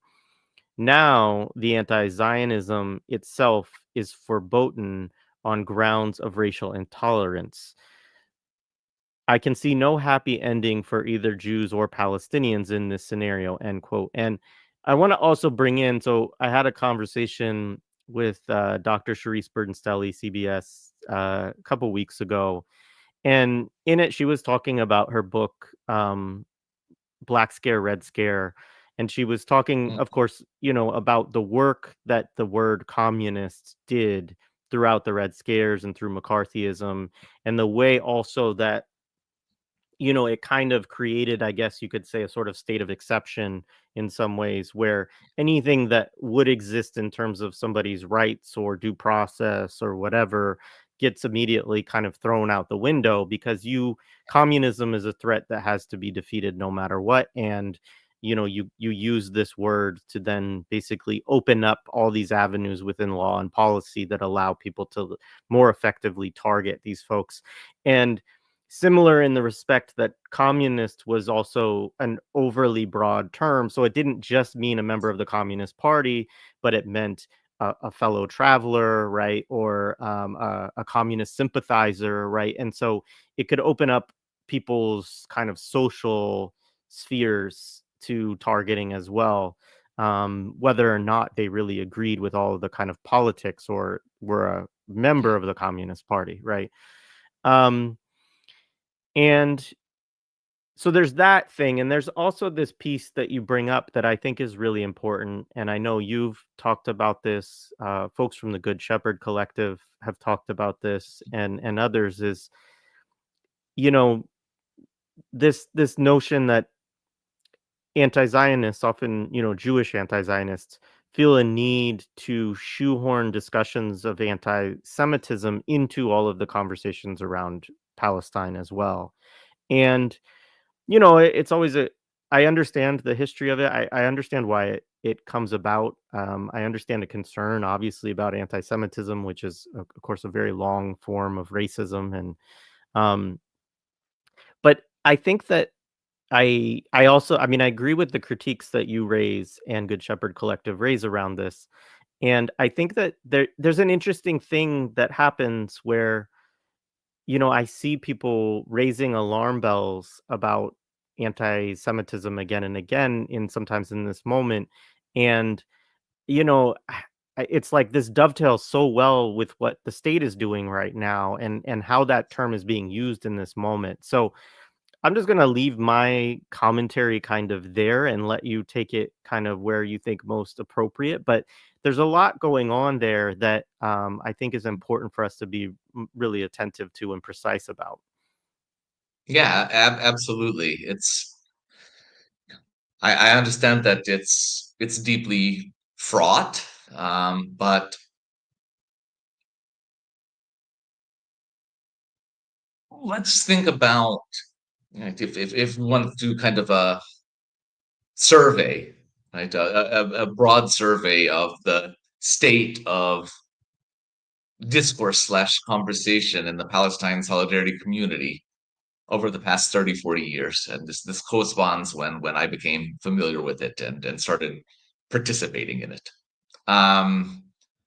There was always a central question, you know, what is anti-Semitism and in what ways, you know, is criticizing Israel potentially anti-Semitic, on and on and on. I mean, those questions were always front and center, right? And I think the fact that some people, I don't have empirical stats, but some people insist on keeping that question at the front and center while there's a genocide, while there's a genocide occurring with perpetrators who are very proudly claiming their Jewish identity, right? You know, and simultaneously, right, while the pretext of anti-Semitism, right, is being used to disappear students, you know, to drag people off the street away from their families, imprison them, where it's been used to you know, to kill children. You know, a Palestinian child last year, the year before, you know, Haram, you know, while it's being used to call in the cops to beat the shit out of students and drag them into prison, on and on and on. All of these things are happening, you know, and the main pretext, not the only pretext, but the main pretext is you know, safety and security for the Jewish people. Right? So what I'm trying to say is this: the fact that you would want to make identifying instances of anti-Semitism your priority. I'm not talking about the anti-Semitism itself. I'm talking about the prioritization of anti-Semitism amid these conditions tells me, right, that one of the unfortunate fallouts of the Palestine solidarity community spending so much time on the question of anti-Semitism over the years, right, it means that we didn't spend nearly enough time and still aren't spending nearly enough time exploring the racism inherent to Zionism. Because that question did not come up much, right? So is this anti-Semitic? Is that anti-Semitic? Is the other anti-Semitic? Okay, these are all good questions, but what, you know, where were the discussions? You know, outside of a few scattered people, and then among Palestinians themselves, right? Usually out of sight of the camera because of all the shit that we were going to catch, right? Like, I don't think people understand the extent of harm, right, that we've suffered because of this narrative. Right? Just the firings, the arrests, you know, the police brutality, you know, the physical, you know, man, you just don't like. So when we hear somebody bring that up, you have to understand like that there's a very real trauma response. Like, what the fuck is this shit? You know, I just saw a bunch of images of dead children. Look, man, I don't have the headspace to think about this shit right now, especially since my life got fucked because of this false accusation, you know, and continues to be because of this false accusation. That's the experience so many people have, right? So anyhow, but why weren't we discussing all this time, you know, about the racism inherent to liberal Zionism? Why were they just assumed that they could be part of our community? Right? Why weren't we exploring whether we, you know, the question of whether Zionists should be allowed into our organizing spaces in the first place? Why was that question off limits and off the table? In other words, why weren't we, the Palestinian, the native, the indigene, right? Why were we so rarely the subject of the question of racism? Right? And look at the disparities of power.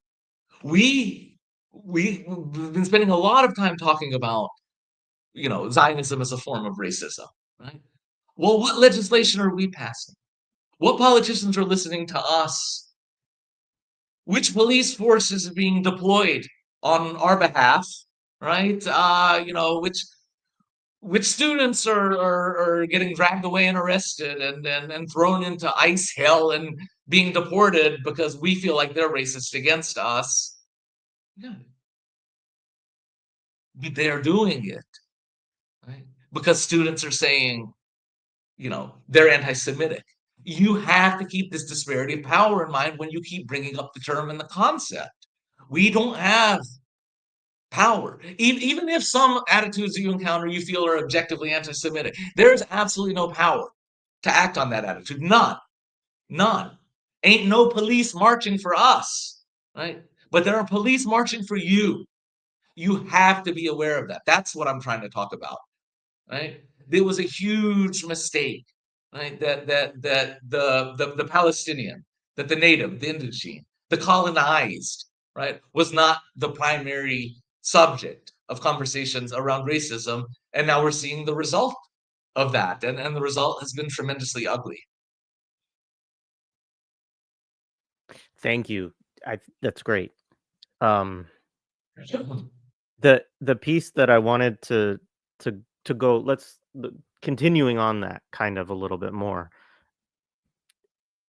Uh, back to what CBS was saying for a minute. I don't know if I made this connection well enough in the question I asked too, but she was saying that anti-Semitism had filled in for communism in this way, and you also point to in your piece how anti-Zionism is also no long like it used to be that you had to kind of parse a distinction, right, between saying, "Hey, I'm not anti-Semitic, I'm anti-Zionist," and this is, which of course is a distinction, but I'm saying you had to do work always to parse this definition in order to legitimize yourself in some way, or to distance yourself from these charges, to make these disclaimers and these, rhetorical moves, right, to explain, I'm not against Jewish people as a whole. Obviously, I'm against the occupation and colonization by a Jewish supremacist, white supremacist settler state upon my people, right?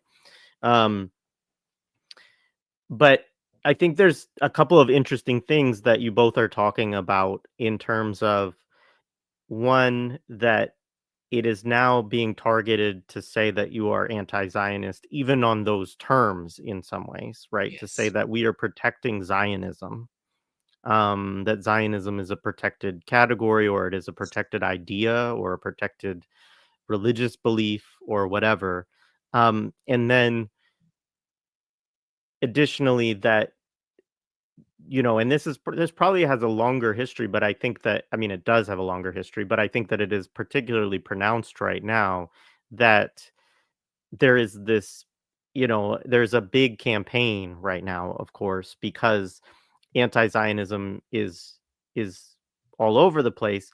And sometimes it might not even be anti-Zionism. In some of these cases, it is literally just people who are like, hey, I think genocide is bad, and I'm seeing it a lot. And I don't necessarily have a lot of politics around this, but that looks really bad, what's going on over there. Um, and and all of the people that are doing that, right, are getting targeted by saying, hey, this person's anti-Semitic, like they can't, they shouldn't be able to do this. And obviously that campaign has a longer history, which is what you're talking about in terms of like the desire to conflate these things. But say a little bit more about the point you're making too, about how they're moving or operating in this moment now. Yeah. It's quite disturbing.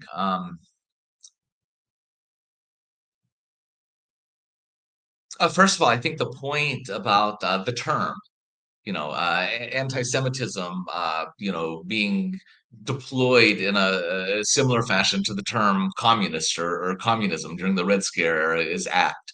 Obviously, there are differences and there are gradations, and then the different political environment, but there's I think there's a lot there to chew on, and it would be a pretty interesting comparison for somebody to keep exploring in a more systematic way. But to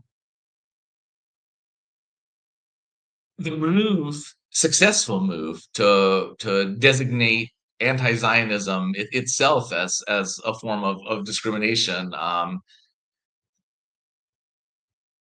Do you think about kind of the implications of that? It's very worrisome.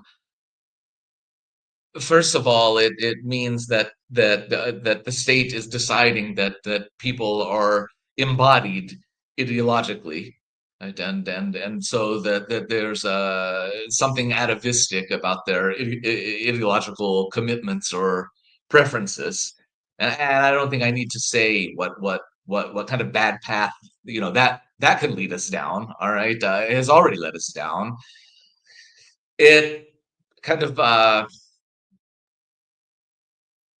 changes the terrain in which the Palestine solidarity community can operate. So now it doesn't matter if we make the distinction.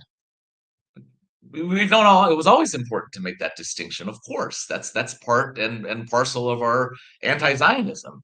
To say that we're not precisely not treating Zionism as an atavistic or inborn or immutable characteristic. We're treating it as an ideology that anybody of any faith background or an atheist background can adhere to. You know, shit. I have no problem calling Richard Dawkins sorry ass a Zionist. He's an atheist. Do you know what I mean? Or Christopher Hitchens sorry ass a Zionist. He was an atheist. Do you know what I mean? Marco Rubio, he's a Catholic nut. Well, he's a Zionist too. So these are ideologies that people are either socialized into or choose or some combination of the two. And just as they were socialized into them and chose them, they can unsocialize themselves from them. But if you're going to say that anti-Zionism is an ethnic designation, then you're forestalling that possibility. And that's a really dangerous way of thinking, and that's deeply racist at its core. It has a eugenicist component to it, which of course is in keeping with the attitudes of the day. Unfortunately, our tech bros with their eugenicist fantasies and the dipshit they have in the White House listening to them, right? It's extremely scary. So they're saying that it can't be changed, and they're saying now that there is no viable way to oppose Israel without running afoul of the law. And they point out also that this is also at a moment, by the way, right, where they're on their crusade against DEI. We can't talk about Black history. We can't talk about immigration. We can't talk about women's suffrage. We can't talk about any of these things. But all of a sudden, we're gonna go out of our way, to create a new ethnic category and devote all of the state's resources to protecting it. You know, it really reminds me of we all know how viciously anti-immigrant Trump and his coterie are. It's like, yeah, but they have no problem, providing refuge to white South African boers. Like, they're welcome. This is the right kind of immigration. So we have to understand that all of this gnashing of teeth and all this bitching and moaning about DEI, and I don't even like DEI. I think it should be clear enough. All right, all of this bitching and moaning about DEI is completely contrary to the simultaneous move, right, to create a special ethnic designation of Zionism and act on it with the resources of the courts and the police and the managerial class and then even the president's office. So and we've already seen how damaging it can be to people who are working in Palestine solidarity. Of course, I'm thinking of our friend and comrade Maura Finkelstein, who was fired from Muhlenberg College precisely on this rationale that Zionist is a protected category, and she's making Zionists feel unsafe. And we know that Columbia and other universities are sort of moving to implement that definition. Of course, the point is to kneecap the Palestine solidarity movement, and I mean, I don't think anything is going to kneecap it at this point. We're going to keep going, and obviously it's growing and growing and growing, and that's a good thing. But unfortunately, it's going to create the conditions, for a lot more punishment in the meanwhile, and as the movement continues to grow. And I don't think that's an accident, right? It's in a sense a direct response to the effectiveness of the movement. Yeah, no, thank you for that. Absolutely. Um, and on the DEI point, just want to plug. We had a conversation last night with Two Black and Rasul Moat on, the death of DEI and the history of DEI, and it was a good discussion of kind of overview of it and historicizing it, and yeah, appreciated that.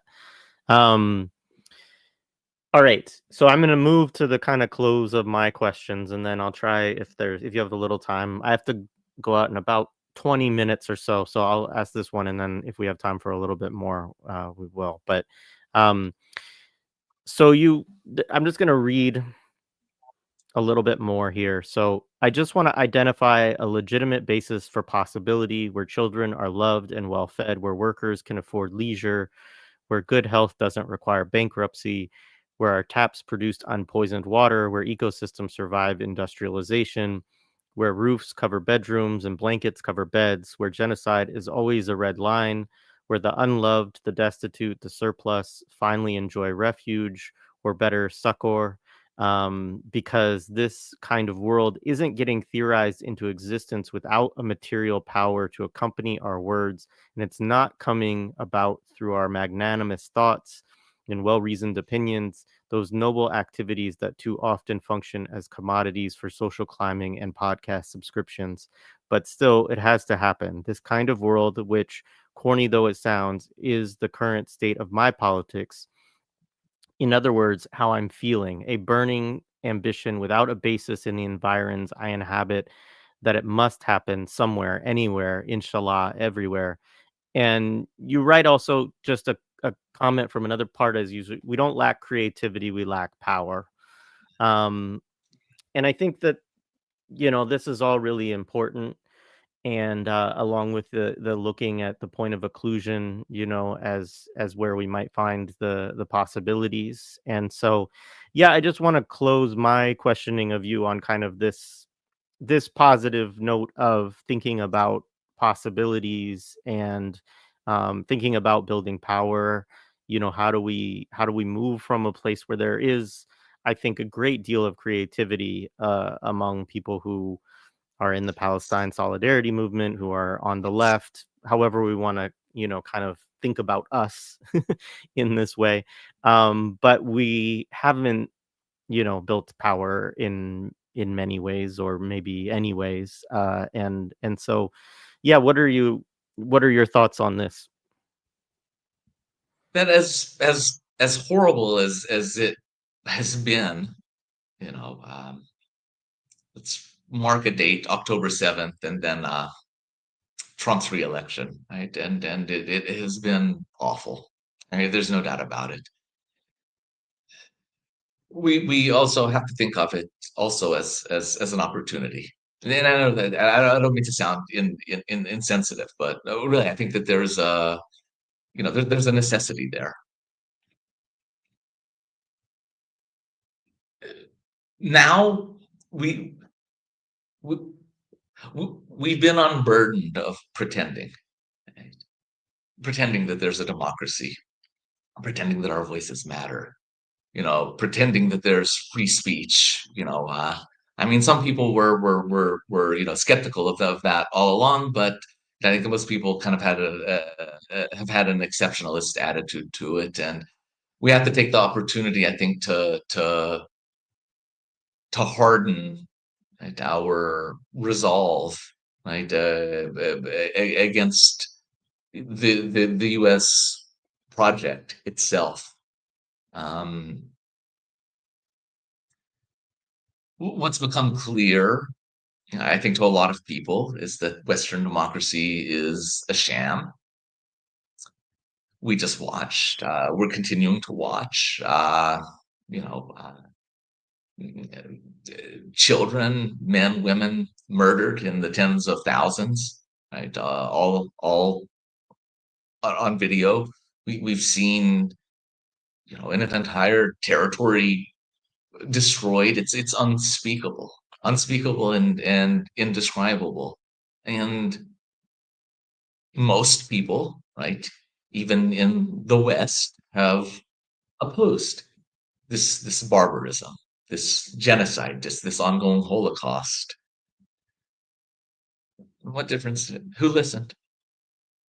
Yeah, there's an interesting article in Mondoweiss a few days ago. The analyst Peter Feld was sort of discussing all of the polling numbers. I think it was a Pew poll that had come out, and the poll results were interesting. I'm inherently skeptical of polls and polling numbers, but I think that it's very clear that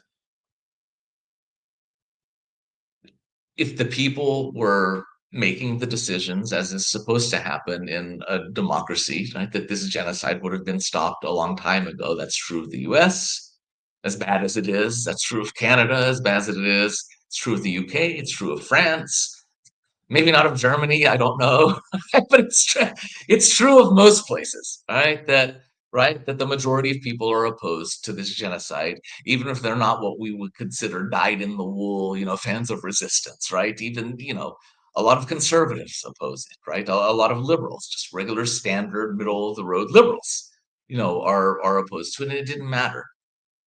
And even those who are supposed to be on our side, again, the squad types and the Bernie types, right? They've been complicit in this shit from the get-go. All right. I don't care about his stupid little tour with AOC, that guy. It should be clear to everybody by now that his primary skill is running his mouth. But when it comes time to do anything, come on now. That guy doesn't just have bad politics, he's a chicken shit, right? He will never, ever, ever, ever go against the party structure, the party bosses when it matters. Okay, so what do we do with this information? Well, you can disagree with me, by the way. You'll be wrong. All right, you will be absolutely wrong, but you can disagree. To me, the baseline knowledge is that democracy is bullshit, right? Free speech doesn't, in fact, exist, all right, and that our viewpoints aren't represented even on the leftmost spectrum of the U.S. political system. Okay, so what do we do with this knowledge? Well, we act accordingly. We start to strengthen, right, our skepticism of the utility of electoralism, right? It's frankly kind of stunning to me that there are still leftist formations that are playing along with that game. Like, are you kidding me? That it's, they say that you're allergic to power. Like, allergic to power. You pumped all your time and resources into this shit for 10 years, and what the fuck did you get? You got a few Congress people, half of them who got unelected, and the other half continue to fucking ignore you. Do you know what I mean? And just, completely disrespect you, right? What power? Do you know what I mean? You got no power. Anyhow, I'm just, it's a, we have to be serious about it, right? We have to start thinking beyond electoralism. That doesn't mean to abandon it per se. You have to start thinking beyond it. You have to start thinking beyond mainstream exceptionalist notions of democracy or of civil liberties or of human rights. We have to start thinking about the ways that these terms and concepts have been used and continue to be used in the service of political violence, right? And have been used and continue to be used as counter-revolutionary measures. So there's a lot we can do. Again, we certainly don't lack ideas. I don't lack ideas, but we don't lack ideas. All right. There are people a lot more creative and a lot smarter than I am that have a lot of terrific ideas, right? On both the micro and the macro level, both an organizing, right, a basic organizing level, and at a broader revolutionary level. There are a lot of brilliant people out there that are sharing their opinions. You have to start listening to them instead of listening to the big blue check podcasters and the MSNBC pundits. Take seriously those voices that are deliberately occluded from you. Demand better, think better, right? Take yourself seriously. Take the liberation of the people that you love seriously, right? This is the time, right? Now we're if we're not at the inflection point, then we're certainly getting to the inflection point. And are we going to go through all this suffering, all through this repression, all this, just just to go back to the Democrats? Oh, this is the time. This is the time to get together and think about doing something different. All right, because what we've been doing, or what most people have been doing, has not worked. It it ended in genocide. I'm not saying it's at fault for it, but that's how it ended. Okay, and when a strategy ends in genocide, then you know you got to put your thinking cap on and start thinking perhaps of some different strategies. Yeah, thank you. I agree, appreciated. We got a lot of audience questions, and I don't think we'll have time to get to everything, but I'll take a couple. How have you found peace in your personal life? How to balance revolution with staying alive and earning a living? Uh, Thank you, Christina. I mean, that's a terrific question, and I mean, I don't think maybe I have. I'm trying like everybody else, but I don't know that I'm necessarily focused on you know peace in my personal life as a metric or as a goal per se. I'm just trying to keep alive, keep going.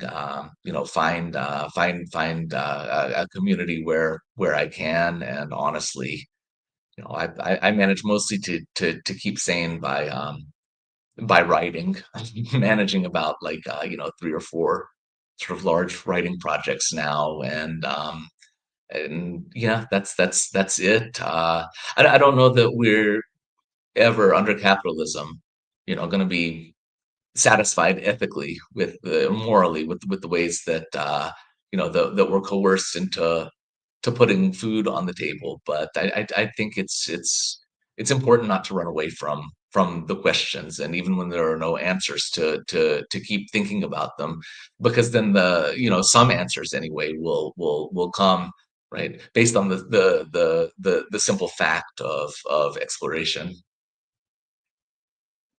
Yeah, thank you.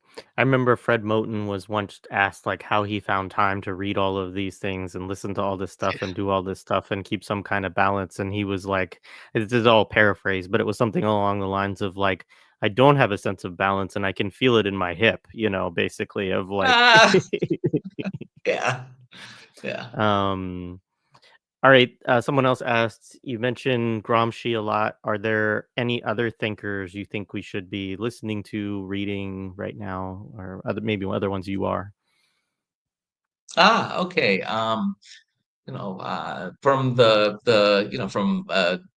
journalistic perspective, and then there's some analysis there on the site. I've been reading a lot of Electronic Intifada, and even though that's mostly news reporting, again mixed with analysis, I find that their articles are written in a way that always help me position like Palestine in a broader global context. So I find that really helpful. In terms of things, I think Fred Moten is fantastic, since we just mentioned him. In terms, especially thinking of Academe, his book with Stefano Harney, The Undercommons, is it's really challenging in a good way. It's a good kind of challenging. It will stretch your mind.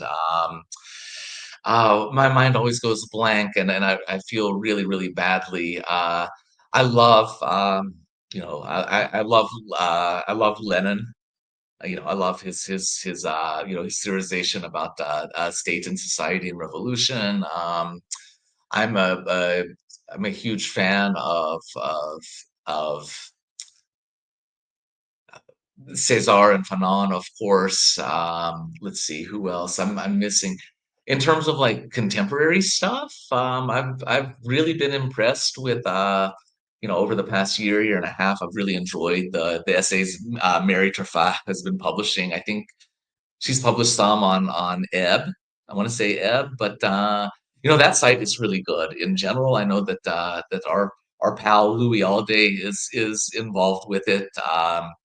Read Ghassan Kanafani's on Zionist literature. That's a really generative book. Habash, Fatima Barnawi.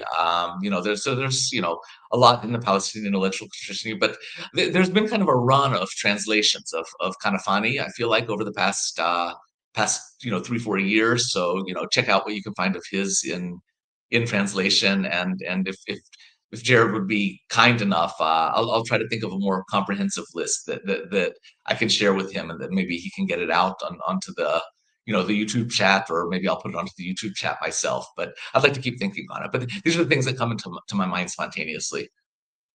No, those are great answers. And yes, if you send me anything, Stephen, I'm happy to Thank you. put it on the add it to the show description or the chat.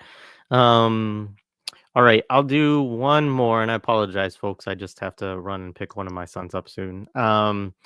So So a couple of related questions. I wonder if students will interrogate the true fruitfulness of holding on to value or virtue of being engaged in higher learning. Something I wonder with the son that I'm about to go pick up. And a bit late, but has full student divestment been discussed, like organizing students dropping out? So, I see these questions as related as, if the university is going to hell, and if, the rewards of a university education seem to be quite, maybe behind us and certainly depleted in terms of what even the career or monetary return for that might be in exchange for the amount of debt that you take on. Um, but then also, of course, with the complicity and the role that universities have as a kind of research and development arm for empire and so on. Yeah, what are any thoughts on that kind of stuff from a student perspective, I guess? Yeah, but limited, because I'm not I'm not involved in the student organizing or the student uprisings, and so I don't really have a sense of what they're discussing or not.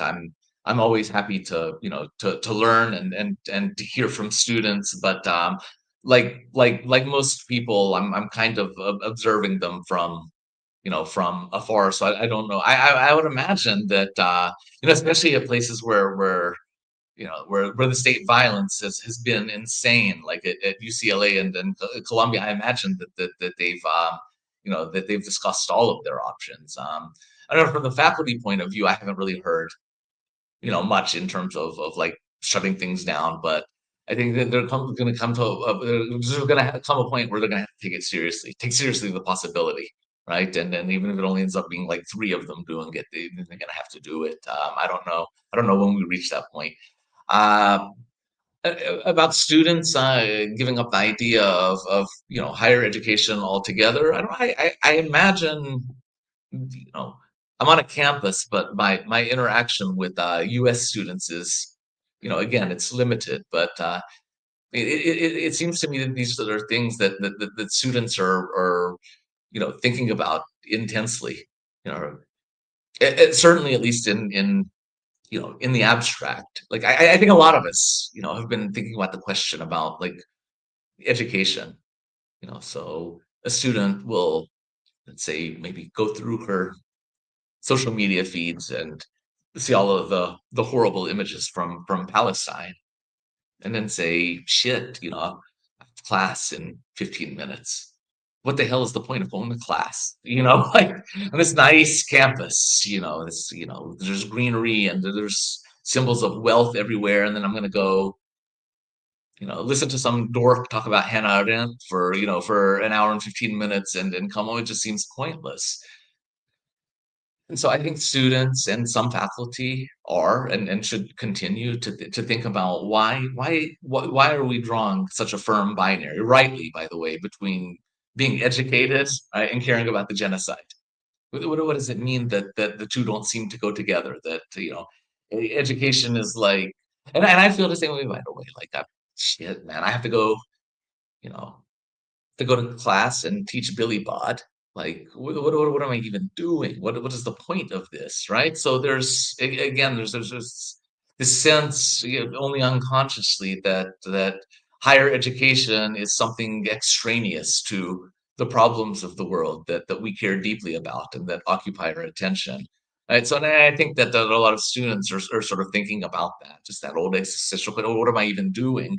I mean, the practical answer, of course, is I'm trying to put myself in a position to to get a decent job, but given the way that the economy is going, I don't even know that that's like like a viable attitude. So I yeah. I don't know. I'm just kind of yammering, but it's my sense, yeah, that students are thinking a lot about these questions. But I don't know if it's getting to the point where where they're just going to BDS, U.S. Academe altogether. All I can say is if that's what they decide to do, or what some of them decide to do, then they're going to have my they'll have my full throttled support as always, because they're the only ones really, besides some handfuls of faculty and employees here and there, and community members, of course, who are, who are trying to keep any semblance of decency on U.S. campuses at the moment.